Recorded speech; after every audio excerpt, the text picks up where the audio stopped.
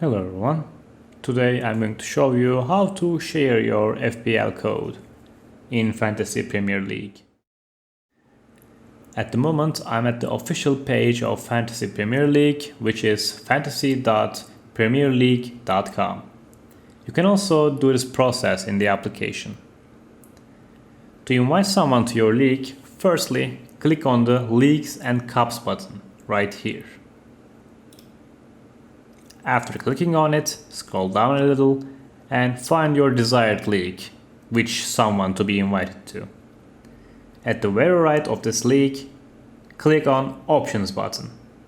If you did not create any league, you cannot do this process. If you want to know how to create a league, you can watch our other video about explaining how to create your own league in Fantasy Premier League.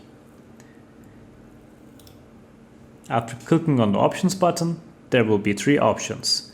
Click on Invite Friends button right here. There will be a special code for you to copy it.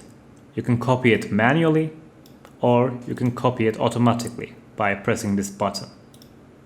The code is now copied for you to send to someone, whoever you want to invite to. You can also share this link by email by clicking on this button.